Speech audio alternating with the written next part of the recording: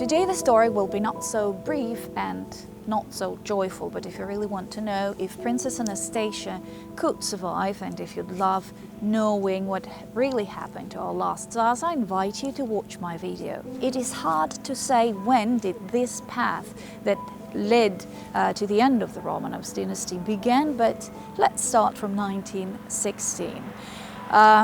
Russia was in a horrible situation. The country was in the First World War and not very successful. Men died on the fields of war, not clearly understanding what they were fighting for. Economics was in crisis. There was a lack of everything. The capital, Petrograd, was flooded with people seeking a job, and there was not enough bread even for the locals. You could line up to 16 hours just to buy some bread.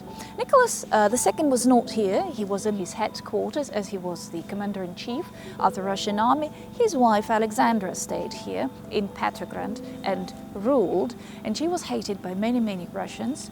She was German by the origin, and many people were 100% sure that she spied for the enemy. In February 1917, the patience of people ran out. The uprising began, and as a result, several members of the State Duma, it was the name of the Russian parliament, they met Nicholas II not far from the old Russian city Pskov and demanded an abdication.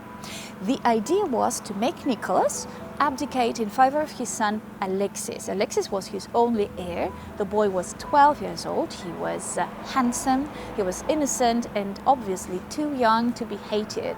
So he could become the Tsar and the parliament could rule the country. Nicholas II was pondering for almost a day, and he finally signed the papers, but he abdicated in favor of Michael, his brother, not Alexis. Alexis was too weak. He was seriously ill with hemophilia. All this happened on the 2nd of March 1917. Tsar Nicholas II turned into the citizen Romanov. The whole family was arrested and sent to the Tsar's village, where they were kept in Alexandra's palace. And they stayed there for several months. Actually, there was a severe unrest in Petrograd in July 1917, and plus George V, the King of Great Britain and Northern Ireland, after some reflection, refused to give Nicholas and his family shelter in Britain.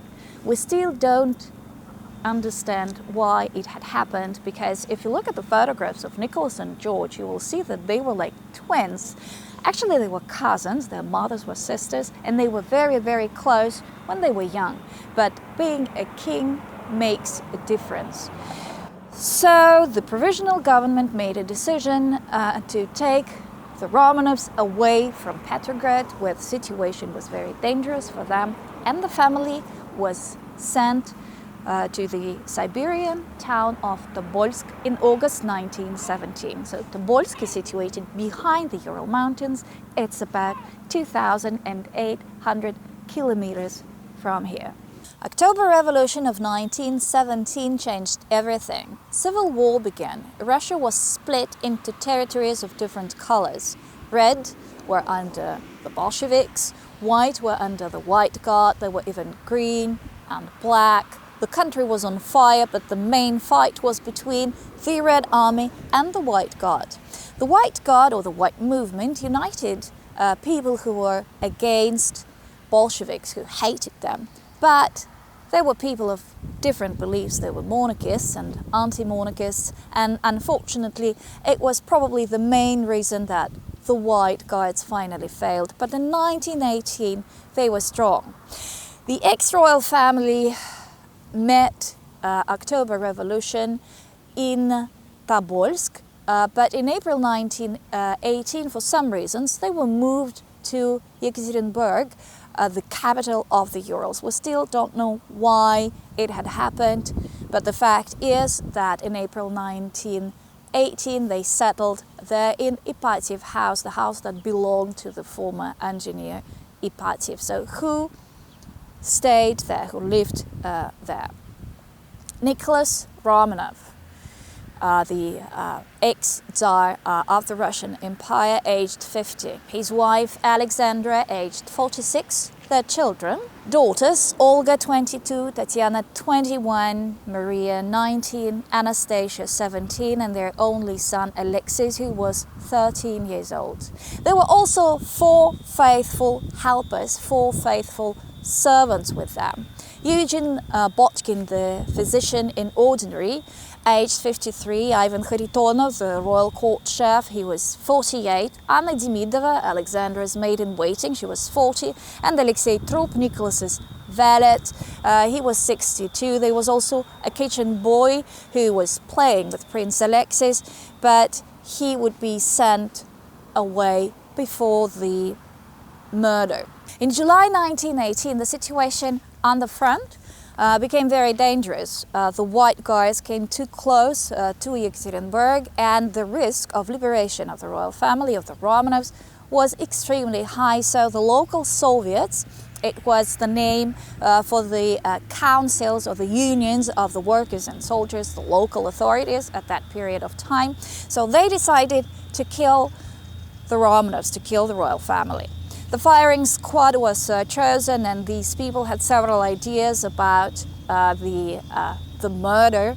At first they wanted to kill people in their beds, in their sleep.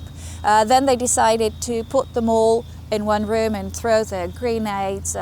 But finally they decided to get the Romanovs to the cellar and shoot them. So on the night of 16th to 17th of July 1918, Eugene Botkin, the doctor, was awakened. He was told that there was a fight in the city and it would be safer to go down to the cellar. So in 40 minutes, the Romanovs and their 4 servants went down to the cellar room. Alexis couldn't walk, so Nicholas carried him. Girls had pillows with them. When they finally came to the cellar, they saw that the room was empty, and Alexandra Fyodorovna asked to bring some chairs so they could sit. 2 chairs were brought. Alexandra sat on one, Alexis on the other. The rest of the party stood along the walls. Yakov Yurovsky, the head of the firing squad, the head of the keepers, said, "Nikolai Alexandrovich, you are sentenced to be shot." And the shooting began. When it stopped, the room was full with feathers that were flying in the air from the princess's pillows, and the killers heard groans.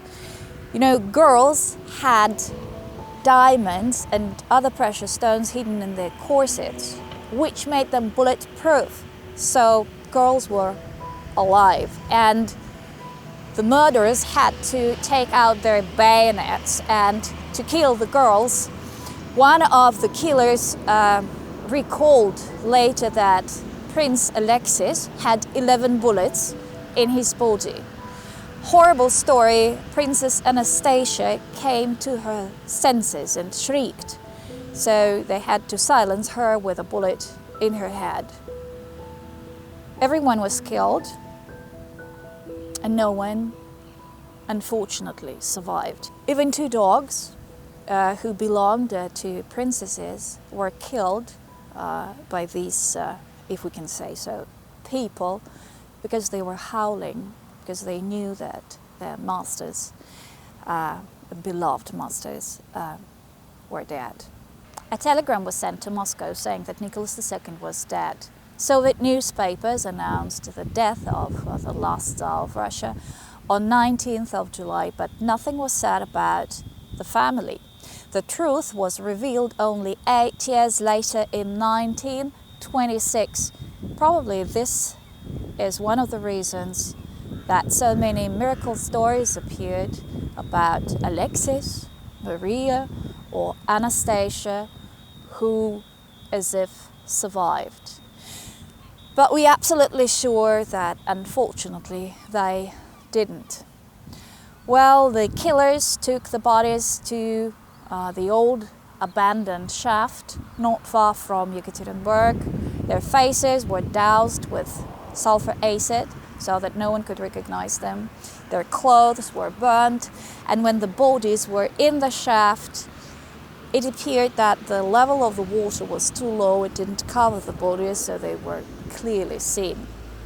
So the murderers had to take them out of this shaft, and finally 9 corpses were thrown into one pit, and 2 other bodies of Maria and Alexis to another, and they were covered with soil. I can't say they were buried.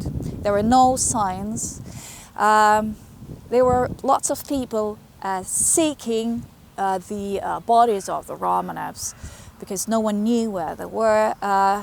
The remains were discovered only after the collapse of the Soviet Union in 1990s. DNA expertise was made. Prince Michael of Kent and Prince Philip, Duke of Edinburgh, gave the samples of their blood for this expertise, as they were related to Nicholas II, and the science is absolutely sure that the bones found in the forest not far from Yekaterinburg belong to the Romanovs, to Nikolai Romanov, his wife Alexander, their children, and the 4 servants killed in the cellar of the Ipatiev house. In July 1998, the remains of the Romanovs were buried in Peter and Paul Cathedral. The Romanovs family was canonized by the Russian Orthodox Church, but unfortunately not the servants.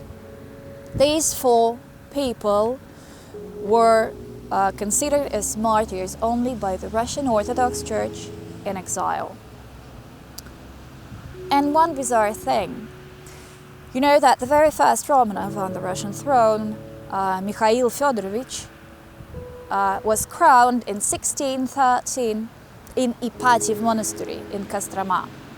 The very last Romanov on the Russian throne, Nicholas II, was killed in Ipatiev house 305 years later.